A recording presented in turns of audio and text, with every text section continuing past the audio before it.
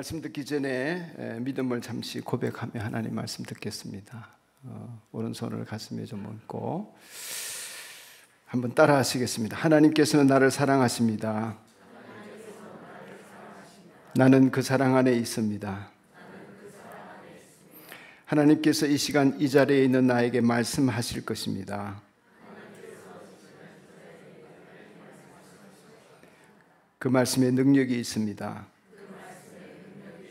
그 말씀에 생명이 있습니다. 내 마음을 하나님께 열겠습니다. 나의 생각을 하나님께 집중하겠습니다. 믿음은 들음에서 납니다. 들은 만큼 변합니다. 손을 내리시겠습니다. 부활하신 예수님께서 제자들에게 나타나셨습니다. 제자들은 깜짝 놀랐습니다. 정말 예수일까 유령인가? 예수님께서는 두 손과 옆구리에 상처를 보이셨습니다. 진짜 예수구나. 제자들은 확인하고 기뻐하였습니다. 그러자 예수님께서는 느닷없이 하신 말씀이 이런 말씀하셨습니다. 하나님께서 나를 보내셨으니 나도 너희를 보낸다. 그리고 이어서 하신 말씀이 숨을 후 내쉬면서 성령을 받아라 하셨습니다. 숨을 후 하는 것을 루아흐라고 히브리 말로 합니다. 근데 성령은 하기오스 루아흐, 거룩한 숨이다 그렇습니다. 그래서 숨을 내쉬면서 거룩한 숨을 받아라 이렇게 하신 것입니다. 하나님의 영을 받아라 하신 것입니다. 어찌 보면 참 느닷없는 행동이기도 합니다. 또 하시는 것도 좀 어떻게 보면 우스꽝스럽습니다. 근데 예수님께서는 제자들에게 만나자마자 이런 퍼포먼스를 하시면서 성령을 받아라고 말씀하셨습니다. 왜 그러셨을까 궁금하지 않을 수 없었습니다. 다른 말씀도 많이 하셨을 텐데 왜 요한복음을 기록하는 요한은 다른 성경과 달리 이 내용을 구체적으로 이렇게 예수님이 하셨다. 그리고 성령을 받아라고 하셨다. 이런 내용을 우리에게 꼭 전해야 할 말씀으로 그렇게 들었을까요? 여러분, 성령 하나님은 우리에게 임재하시기로 구약부터 예언되어져 있었습니다. 요엘 선지자가 마지막 때에 내가 내 영으로 젊은이 늙은이 소년 소녀 다 부어주시겠다고 말씀하셨습니다. 남자 여자 다 성령을 받도록 하겠다고 요엘서에 말씀해 주셨습니다. 그리고 예수님께서는 이 땅에서 계시는 동안에 반복적으로 성령이 오셔야 된다. 성령이 임하시는 것이 너희들에게 유익하다. 이런 말씀을 반복적으로 하셨습니다. 왜 그랬나? 예수님 말씀을 이렇게 좀 살펴보면 예수님께서는 성령이 오셔야 예수님의 말씀이 생각나게 된다. 그렇게 말씀해 주셨습니다. 요한복음 14장 26절입니다. 그러나 보혜사 곧 아버지께서 내 이름으로 보내실 성령께서 너희에게 모든 것을 가르쳐 주실 것이며 또 내가 너희에게 말한 모든 것을 생각나게 하실 것이다. 아멘. 성령께서 예수님의 말씀을 떠올려 주신다는 것입니다. 또 예수님께서는 뭐라고 하시냐면은 성령님께서 예수님을 증언한다고 하셨습니다. 요한복음 15장 그 다음 장 26절에 보면 같은 절인데 내가 아버지께로부터 너희에게 보낼 보혜사, 보혜사는 돕는 분이라는 뜻입니다. 보혜사 곧 아버지께로부터 오시는 진리의 영이 오시면 그 영이 나를 위하여 증언하실 것이다. 아멘. 나를 위하여, 예수님을 위하여 증언하시겠다고 말씀해 주셨습니다. 그러니까 성령님은 예수님을 우리에게 보여주는 것입니다. 예수님을 믿도록 하는 것입니다. 예수님에 대해서 예수님이 살아계신다, 부활하셨다, 우리의 구세주가 되신다, 이런 내용을 성령님이 일러주신다는 것입니다. 또 성령님께서는 우리가 삶을 살아가는 길들을 깨닫도록 해주시고 책망받도록 해주신다고 하셨습니다. 우리에게 견책이 없고 책망이 없으면 사생아라고 히브리서에 그렇게 기록했죠. 그런데 주님 말씀하시기를 요한복음 16장 7절에 그러나 내가 너희에게 진실을 말하는데, 진실을 말한다고 하는 것은 아직 가려져 있지만 잘 모르지만 그걸 밝히 드러내신다는 것입니다. 뭘 밝히 드러내시냐 하자면 내가 떠나는 것이 유익이라는 것입니다. 제자들은 상상할 수 없는 일입니다. 예수님이 어디로 가시든지 함께 있어야 되는데 떠나는 것이 너희에게 유익하다. 그러시면서 내가 떠나지 않으면 보혜사가 너희에게 오시지 않을 것이다. 성령님이 오지 않으시기 때문에 예수님이 가시는 것이 유익하다고 하신 것입니다. 그러나 내가 가면 보혜사를 너희에게 보내주겠다. 그가 오시면 죄와 의와 심판에 대하여 세상의 잘못을 깨우치실 것이다. 아멘. 우리에게 하나님의 길에서 어긋나 있는 것들을 알게 하시고 견책하시고 책망하셔서 하나님의 길을 걸을 수 있도록 누가 역사하신다? 성령님이 역사하신다는 것입니다. 뿐만 아니라 성령이 우리에게 임하실 때에 예수님을 영광되게 하신다고 했습니다. 우리가 예배를 드려서 영광되는 것이 아니라 성령님을 통하여 영광을 받으시겠다는 말씀을 하셨습니다. 요한복음 16장 13절 이하를 보면 그리고 그분 곧 진리의 영이 오시면 그가 너희를 모든 진리 가운데로 인도하실 것이다. 그는 자기 마음대로 말씀하지 않으시고 듣는 것만 일러주실 것이요 앞으로 올 일들을 너희에게 알려주실 것이다. 또 그는 나를 영광되게 할 것이다. 그가 나의 것을 받아서 너희에게 알려주실 것이기 때문이다. 아멘. 하나님께서 성령님을 우리에게 부어주실 때에 그 성령님으로 말미암아 우리가 진리를 깨닫고 예수 그리스도의 부활의 은혜와 구주되심을 알게 됨으로 말미암아 성령님께서 우리에게 전해주시는 예수님의 말씀, 하나님의 진리들을 우리가 그걸 품고 살면서 예수님에게 영광, 주님께 영광을 올려드리는 삶을 살도록 하실 것이다 하는 것입니다.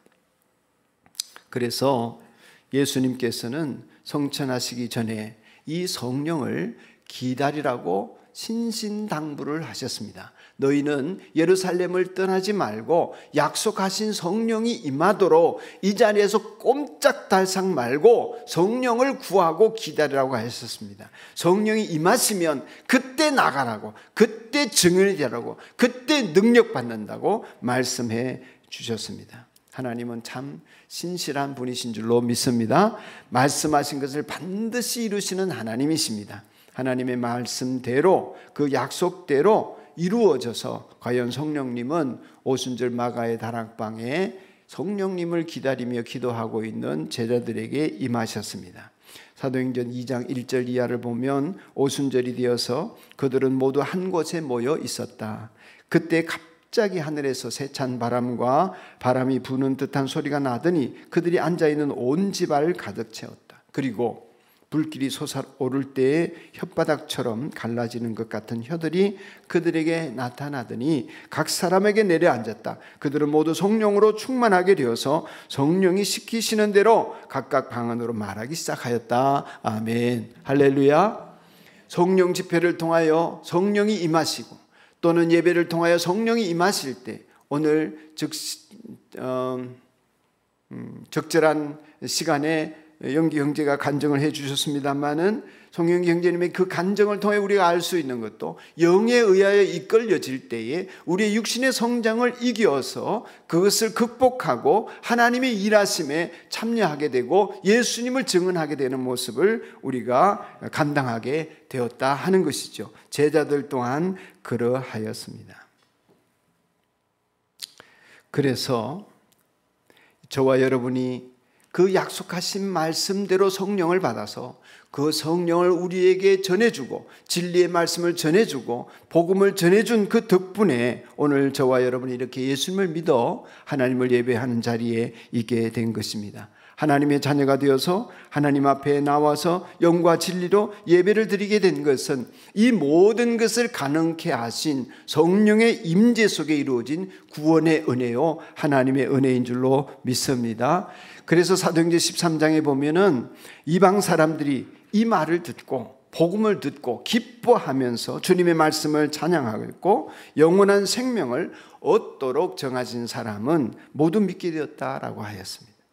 저와 여러분이 그 부류에 속하는 줄로 믿습니다. 영생을 얻도록 정해진 사람, 저와 여러분이 영생을 얻었고 또한 이 자리에 함께 예수님을 믿고 있는 것입니다. 이것은 보통 은혜가 아닙니다. 하나님이 창세전부터 예비하신 그 은혜를 지금 우리가 받아 누리고 있는 것입니다. 이렇게 예수님께서는 성령을 받아라 하셨습니다. 성령을 받아라 하시면 첫째로 우리가 성령이 아니고서는 예수님을 주인으로 고백하며 나의 구원의 진리를 깨닫지 못하기 때문입니다. 내가 믿을 수 없기 때문입니다. 제자들은 하나님 나라와 구원의 은혜가 어떠한지를 알지 못했습니다. 그저 예수님이 죽는 것이 슬펐고 괴로웠고 무서웠습니다. 그래서 벌벌 떨면서 숨어 있었습니다. 어떻게 구원의 역사가 이루어지는지, 하나님 나라가 성취되어지는지, 왜 예수님이 돌아가시는지, 어째서 예수님이 부활하시는지, 이 모든 과정을 그들은 납득할 수 없었습니다. 죄인들을 구원할 생명의 길을 이해하지 못했습니다. 성령이 아니고서는 이해할 수 없습니다. 성령의 임하자 이 모든 구원의 비밀들을 그들은 깨닫게 된 것입니다. 예수님을 주님이라 고백하고 다른 사람들도 예수 믿어 구원 얻어야 된다는 것을 발견하게 된 것입니다. 그래서 성령 받아라 하셨습니다. 또 왜 예수님께서는 성령 받아라 하셨나 하면, 성령 받으라고 하시면 예수님을 영접한 우리들이 예수님을 증언하는 사명이 있다고 하는 것을 깨닫게 되기 때문에 그렇습니다. 영기 형제가 평소에 안 하던 계란을 전하면서 예수님이 당신과 나를 위하여서 죽으시고 부활하셨대요. 도망치듯이 말을 했을지 모르겠습니다. 우리에게는 부끄러움으로라도 그 말을 전할 사명이 있습니다. 그런데 오늘 예수 믿는 사람들 중에는 사명에 대해서는 전혀 관심이 없는 사람들이 있습니다. 주일이면 교회에 나와 예배드리고 그저 헌금하고 죽어서 천국 가면 우리가 할 일 다 했다, 이렇게 생각하기 쉬운데 그렇지 않습니다. 우리만 예수 믿고 천국에 가라고 부르신 것이 아니고, 택하신 것이 아니고, 은혜 주시는 것이 아니란 말입니다. 우리를 통해서 이루시고자 하는 하나님의 계획과 뜻이 있는 것입니다. 그것이 무엇입니까? 나를 통하여서 예수님의 증인되기를 원하시는 성령님이 내 안에서 역사하시는 대로 예수님을 나타내고 보여줄 사명이 있는 것입니다. 저와 여러분은 예수님의 몸입니다. 할렐루야. 예수님을 보여달라 그러면 우리를 보여줘야 합니다. 산돌 교회를 보여줘야 합니다. 예수님이 우리의 머리 되시고 우리는 그분의 몸이기 때문에 우리를 보면 예수님이 보여져야 하는 것이죠. 그렇게 되도록 역사하시는 분이 성령님이십니다. 예수님은 왜 또 성령을 받으라고 하셨나? 우리 안에 성령 하나님을 모시고 살아라 하는 것입니다. 여러분과 제가 익히 경험을 하는 대로, 또 우리 석준 목자가 오늘 기도한 대로 우리는 날마다 넘어집니다. 우리는 정죄하고 우리 자신들이 짓는 죄조차 모릅니다. 하나님 앞에서 불충하고 불순종합니다. 우리는 육신으로 사는 것이 쉽기 때문에 사람 눈치 봅니다. 사람 두려워합니다. 성령을 받지 않고서는 사람 무서워서 숨게 되어져 있습니다. 예수 믿는 것 숨기게 되어 있습니다. 예수님에 대해서 말할 수 없습니다. 우리 안에 성령 하나님을 모시고 살고 그 성령님이 내 안에 역사하시게 될 때에 성령님을 내가 모시고 사는 성령 받은 사람이 되는 그 삶을 통하여 성령 받은 사람의 확실한 증거가 나타납니다. 그 여러 증거들이 있지만 첫 번째 증거가 끊임없이 성령님이 나에게 일러주시는 대로 회개하게 된다는 것입니다. 나에게 견책하시는 성령님으로 말미암아 나의 육신을 성전 삼으시고 내 안에 머무시고 내 안에 역사하시는 성령님으로 말미암아 거룩한 삶을 계속해서 추구하게 되는 것입니다. 그 확실한 증거는 나를 죽이고 나를 비워서 예수님이 주인된 삶을 살게 되는 것입니다. 성령 하나님을 모시고 사는 것은 무엇을 하든지 내가 하고 싶은 대로 하지 않는 것이 되어지는 것입니다. 내가 하고 싶은 대로 말하고 행동하고 감정과 상태를 그냥 이끌리는 대로 이끌림을 받았던 내가 회개하고 돌아서게 되는 것입니다. 말에 입술에 파수꾼을 세우게 됩니다. 생각을 사로잡아 그리스도에게로 가져가게 됩니다. 나의 행위와 마음의 생각들이 불결한 것이 있는지, 나의 행실과 습관에 더러운 것은 남아있지 않은지 성령이 나에게 보게 하시는 대로, 깨닫게 하시는 대로 성령님을 모시고 계속 살아가면서 거룩해져 가는 것입니다. 그래서 반드시 회개가 있습니다. 회개의 열매를 맺습니다. 성령님을 모시고 사는 사람은 죄의 본성에 질 때마다 회개하게 됩니다.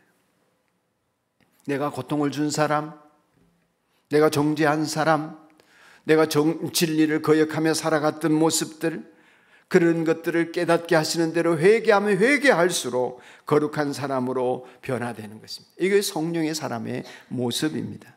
그러므로 성령의 사람은 철저히 회개하며 하나님 앞에 용서받고 이웃에게 용서를 받음으로 성령 하나님을 모시고 살아갈 때 나타난 당연한 성령의 열매들, 성령의 선물들, 성령의 은사들이 보여지게 되는 것입니다. 우리는 타락했기 때문에 죄를 지으면 지을수록 우리의 성품과 행동이 마귀를 닮아가죠. 이기적이 됩니다. 본래 하나님의 형상대로 지음을 받았지만 타락했기 때문에 하나님의 형상을 잃어버리고 점점 살아갈수록 마귀를 닮게 됩니다. 그래서 여러분 60이 넘고 70이 넘어가면 하나님을 모르는 사람, 성령의 이끌림을 받지 않은 사람, 성령을 모시고 살지 않는 사람은 고집으로 살게 됩니다. 살아오던 대로 삽니다. 나중에는 남의 말이 안 들립니다. 고집불통으로 살게 되는 것입니다. 그러나 성령을 모시고 살아가면 예수님의 형상을 담는 아름다운 모습으로 날이 갈수록 점점 인생이 익어가고 멋져지고 근사하고 우아한 예수님의 모습을 드러내게 되는 것입니다. 하나님의 백성이 되면 그러한 하나님의 형상의 회복의 역사가 나타나는 거죠.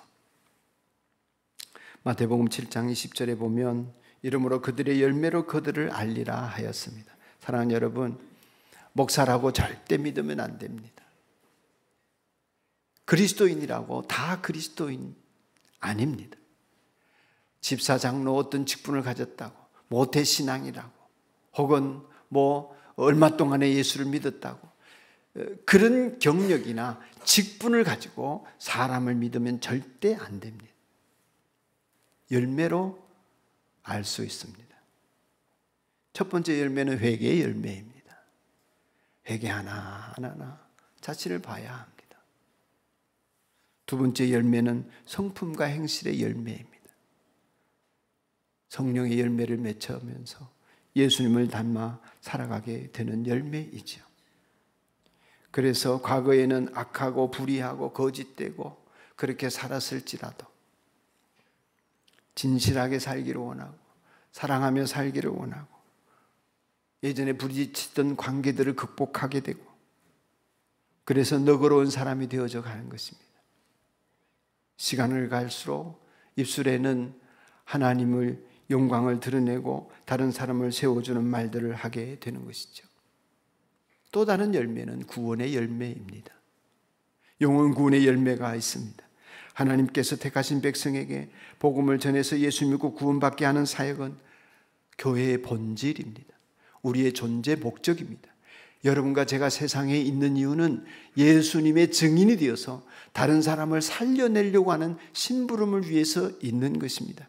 나 한 몸 잘 먹고 잘 살라고 현재의 목숨이 있는 것이 아니란 말이죠.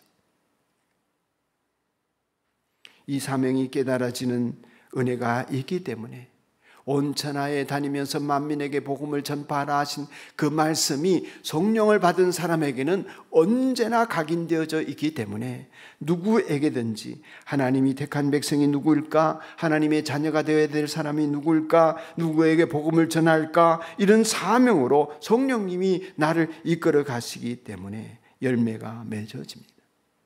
한 영혼을 구원하고 제자를 세우고 복음을 전파하려고 애쓰면 애쓸수록 우리에게 놀라운 혜택이 주어지는데 그 혜택은 뭐냐 하면 내 신앙이 건강해진다는 것입니다.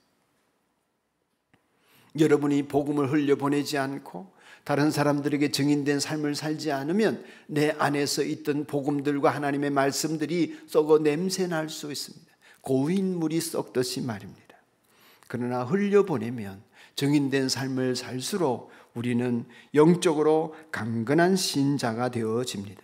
그래서 하나님 앞에 섰을 때에 면류관을 받게 되고 이 땅을 사는 동안에 하나님이 우리를 책임져 주시는 수많은 증거들을 간증할 수 있게 되어지는 것입니다. 그래서 예수님은 성령을 받아라 하셨습니다. 예수님의 제자들도 성령을 받기 전에는 두려웠습니다. 떨었습니다. 숨었습니다.